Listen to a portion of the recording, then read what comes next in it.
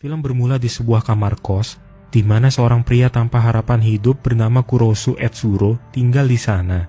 Karena tidak memiliki teman dan merasa putus asa dengan kehidupannya, Kurosu berniat bunuh diri. Namun usahanya itu gagal, dan upaya bunuh diri tersebut malah meninggalkan lubang di dinding kamarnya.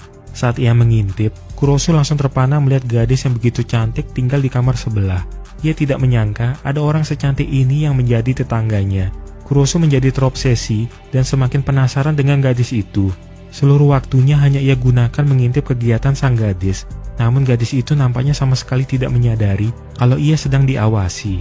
Karena merasa kelaparan, Kurosu akhirnya keluar dari kamarnya untuk mencari makanan.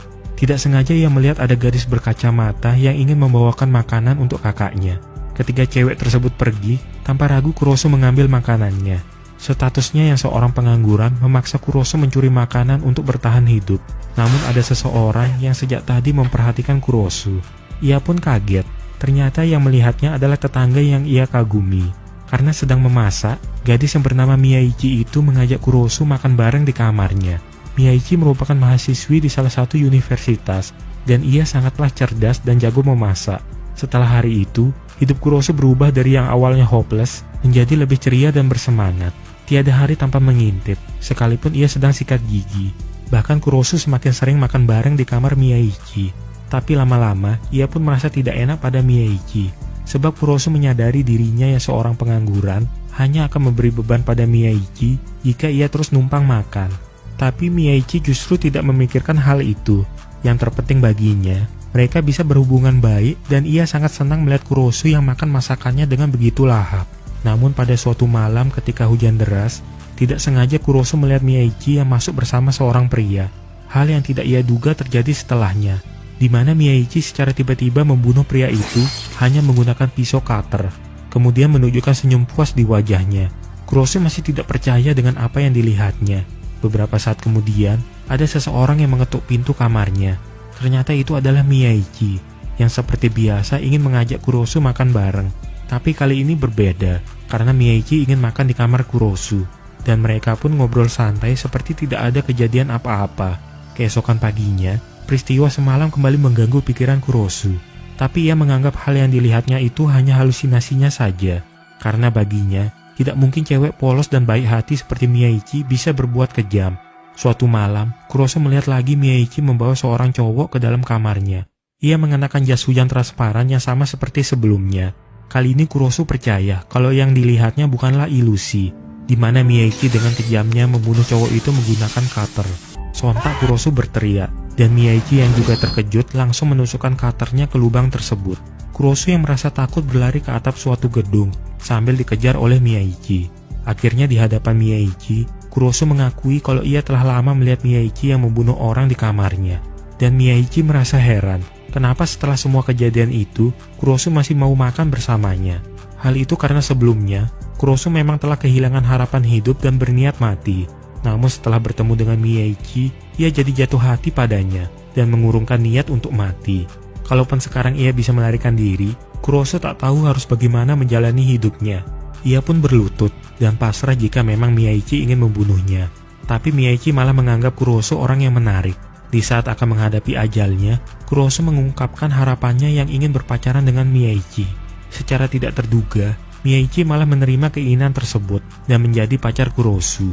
Sungguh hubungan sepasang kekasih yang tidak biasa, di mana cowoknya ingin mati, sedangkan ceweknya seorang psikopat. Bahkan Miyaichi tidak ingin Kurosu menambah lubang di dinding kamarnya. Jadi kesannya seperti satu kamar, sebab sekarang mereka sudah berpacaran.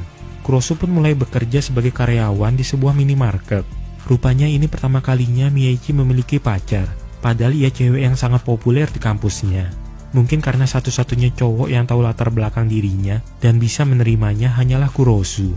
Namun walau sudah memiliki pacar, tetap saja Miyaichi tidak bisa menghentikan kebiasaannya membunuh. Bahkan saat sedang kencan pun, ia tanpa ragu membunuh orang-orang tepat di hadapan Kurosu. Tapi ia mempunyai peraturan sendiri dalam membunuh seseorang, yaitu Miyaichi hanya membunuh orang-orang yang melakukan kejahatan. Yang membuat Kurosu heran, tidak ada berita kasus kematian dari setiap korban yang dibunuh oleh Miyaichi. Suatu hari, Kurosu yang sedang bekerja tidak sengaja bertemu lagi dengan gadis berkacamata, yang merupakan adik dari salah satu tetangganya di lantai bawah. Gadis imut tersebut bernama Haruko. karena sebelumnya Kurosu pernah mengambil makanannya. Untuk menebus kesalahannya, ia memberikan makanan gorengan secara gratis. Namun hal yang tak terduga sedang terjadi di kamar sebelah, di mana Miyaichi menyekap seorang pria. Ia teringat bahwa pria bernama Kawasaki itu merupakan kakak dari Haruko. Kurosu berusaha menghentikan dengan cara berteriak, karena menurutnya Kawasaki bukanlah orang jahat. Tapi tetap saja Miyaichi membunuh pria tersebut. Di sana ia akhirnya tahu kenapa para korban tidak terlacak dan kamar Miyaichi selalu bersih dari jejak pembunuhan. Ternyata ada suatu organisasi yang bertugas membersihkan mayat dan tempat kejadian. Sebagai gantinya, mereka bebas mengambil bagian tubuh dari para korban.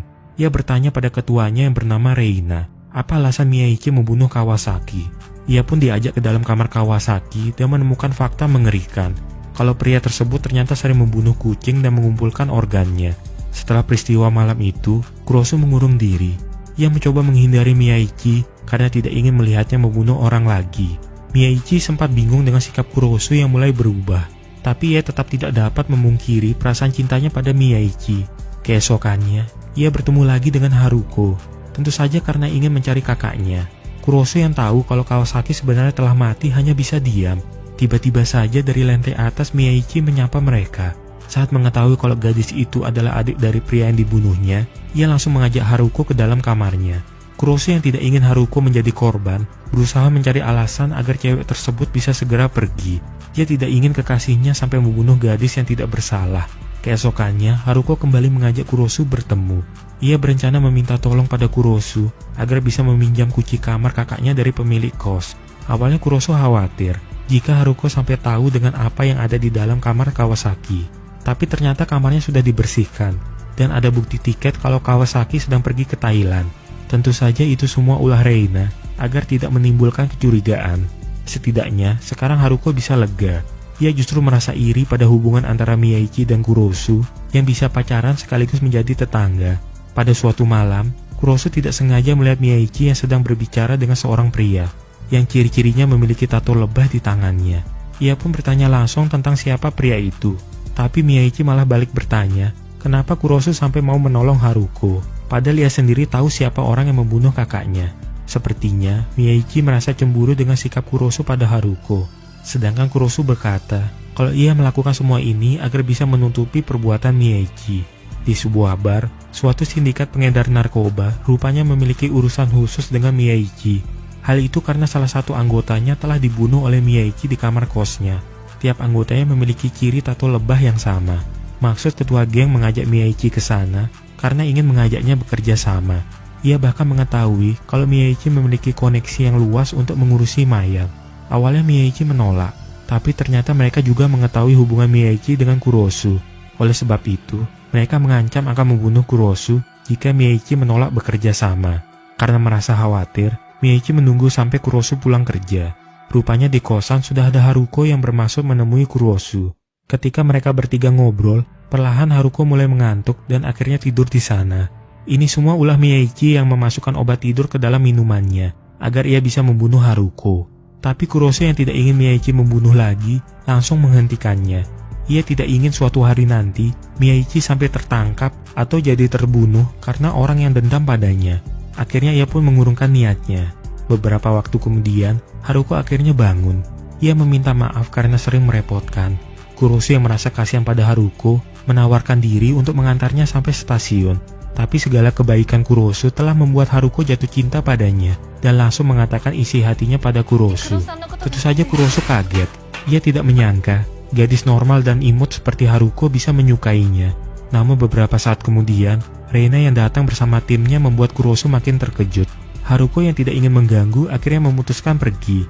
Rupanya masuk kedatangannya untuk membersihkan mayat Haruko. Tapi kenyataannya ia masih hidup. Reina mengatakan kalau ini pertama kalinya ia melihat Miyaichi yang tidak bisa membunuh orang. Dan semua ini akibat pengaruh Kurosu. Keesokannya, Haruko kembali menemui Kurosu untuk mengembalikan sapu tangannya. Ia menegaskan kalau ia sungguh serius menyukai Kurosu. Walau saat ini ia sendiri tahu Kurosu masih berpacaran dengan Miyaichi. Sedangkan Kurosu berharap Haruko tidak salah paham padanya. Alasan ia membantunya selama ini karena khawatir. Tapi Haruko sungguh ngotot kalau mereka akan menjadi pasangan serasi. Jika Kurosu menerima perasaannya, maka besok ia akan menunggunya di tempat itu. Ketika di perjalanan pulang, ada mobil yang mencegatnya kemudian membawanya pergi. Rupanya itu adalah perbuatan geng yang ingin Miyaichi membunuh untuk kepentingan mereka. Jika Kurosu tidak mau membujuk Miyaichi, maka mereka akan melaporkannya ke polisi atas tuduhan telah membunuh rekan mereka. Tentu saja Kurosu yang tidak ingin kekasihnya membunuh lagi, langsung menolak. Akibatnya mereka melukai wajah Kurosu. Saat ia pulang, Miyaichi melihatnya curiga. Ia pun menyadari kalau ini semua adalah perbuatan geng yang pernah mengancamnya. Ia merasa emosi dan berniat membalas. Namun Kurosu menghentikannya. Lebih baik ia terbunuh daripada Miyaichi yang kembali membunuh. Tapi Miyaichi tidak ingin Kurosu dalam bahaya jika ia sampai berhenti membunuh. Ia pun meneruskan kebiasaannya membunuh, yang kali ini korbannya semakin banyak. Kurosu akhirnya menyadari dan menelpon Haruko kalau dirinya sangat membutuhkan sosok Miyaichi seperti apa adanya. Sebab Miyaichi yang telah menyelamatkan hidupnya dari keputusasaan. Dengan penuh keberanian, Kurosu mendatangi geng itu kembali agar mereka berhenti mengganggu Miyaichi. Namun di sana ia malah disiksa sampai babak belur. Saat pemimpinnya akan membunuh Kurosu, tiba-tiba listrik padam dan granat gas dilepaskan memenuhi ruangan. Ternyata orang yang datang adalah Miyaichi. Ia terkejut kenapa Kurosu bisa berada di sana. Belum sempat berbicara, ia menyadari komplotan geng yang bangkit dan mencoba menyerangnya. Dengan penuh tatapan dingin, Miyaichi yang memang seorang pembunuh profesional menghabisi seluruh lawannya dengan begitu kejam, hanya dengan menggunakan cutter.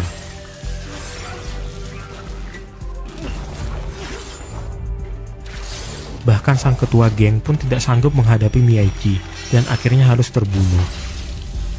Kurosu menyadari kalau ia tidak bisa merubah karakter Miyaichi sebagai seorang pembunuh. Sebab baik atau buruk, ia menyukai semua tentang kekasihnya tersebut. Sedangkan Miyaichi, saking cintanya ia pada Kurosu, sampai-sampai ia ingin membunuhnya. Walau begitu, Kurosu bisa menerimanya. Sebab mulai sekarang, hidupnya adalah milik Miyaichi. Jadi kapanpun ia siap, jika suatu hari nanti Miyaichi memang ingin membunuhnya. Mereka pun akhirnya memutuskan tinggal bersama, dan hidup dalam satu kamar tanpa ada yang perlu saling mengintip lagi. Film pun berakhir. Ketika kamu jatuh cinta, entah kenapa tiba-tiba kamu jadi mau, atau secara tiba-tiba bisa melakukan hal yang tidak pernah terbayang sebelumnya. Yaitulah cinta. Seringkali terjadi tidak satu frekuensi dengan logika. Jika kamu sudah memberikan yang terbaik untuknya, bahkan sudah berusaha untuk mengubahnya menjadi pribadi yang lebih baik, maka lakukanlah dengan ikhlas dan jangan berharap lebih. Cukup doakan yang terbaik untuknya. Semoga alur film ini bermanfaat untuk kalian yang menonton. Terima kasih dan sampai jumpa lagi di kesempatan lainnya.